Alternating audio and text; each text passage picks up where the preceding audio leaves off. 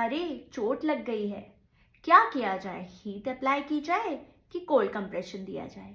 बहुत बार ये confusion create होता है और हम जो भी सामने आता है उसका एप्लीकेशन कर देते हैं। मेरा नाम है डॉक्टर सोनल एंड स्वागत है आप सबका मेरे यूट्यूब चैनल पे डॉक्टर सोनल हेल्थ रिवाइवल।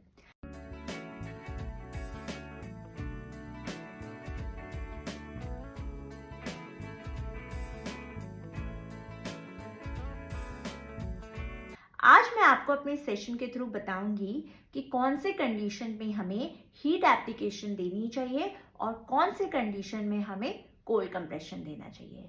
तो चलिए डिटेल में बात करते हैं दोनों ही थेरेपीज के बारे में। जब भी कभी आपको कुछ इंजरी लगती है, कोई मार लगती है या कुछ ट्रॉमा होता है और वो बहुत ही एक्यूट कंडीशन में है, एकदम ताज़ा, एकदम नया नया लगा है और वहाँ पे थोड़ा सा स्वेलिंग या रेडनेस आ रही है, या फिर आप बोल सकते हैं कि विद इन 48 आवर्स में जो भी चेंजेस आप देख रहे हैं कोई एक इंजरी के होने के बाद, तो एडवाइस किया जाता है कि आप कोल्ड कंप्रेशन दें।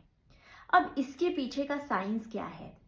जब भी कभी चोट लगती है या कुछ मार लगती है तो बॉडी का जो इम्यून सिस्टम होता है वो कुछ इम्यून सेल्स बनाता है to give that defending effect to that injury.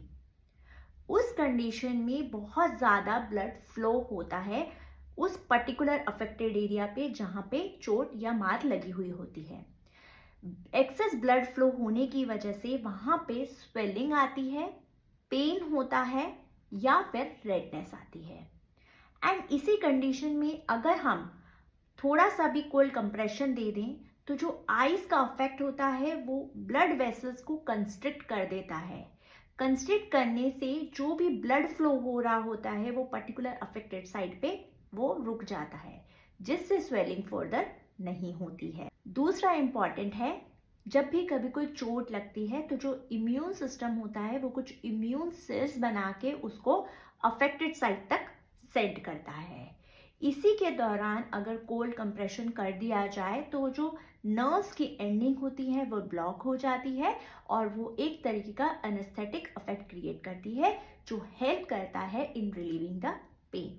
तो इसीलिए कहा जाता है कि अगर कोई चोट लगी है या इंजरी लगी है, कोई मार लगी है, तो विद इन 48 आवर्स या फिर अगर आप कुछ सिम्टम्स देख रहे हैं इन्फ्लेमेशन के जो हो सकते हैं स्वेलिंग, पेन और रेडनेस, तो उस पर्टिकुलर सिचुएशन पे या कंडीशन पे आप कोल्ड कंप्रेशन दे सकते हैं।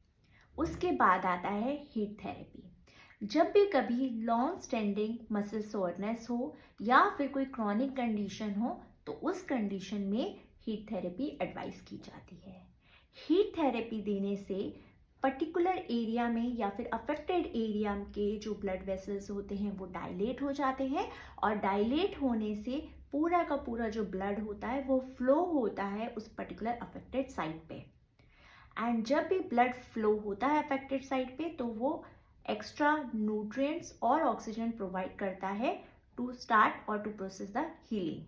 उसके बाद अगर मैं आपको बताऊं तो एक कॉन्ट्रास्ट थेरेपी भी होती है जो कॉम्बिनेशन होता है हीट एंड कोल्ड थेरेपी का। वो कंडीशन को एनालाइज करके आपके फिजियोथेरेपिस्ट या फिर आपके डॉक्टर जो होते हैं वो आपको एडवाइस करते हैं कि कॉन्ट्रास्ट थेरेपी देनी है कि नहीं। वो टोटली डिपेंड करती है आपके मेडिकल कंडीशन पे।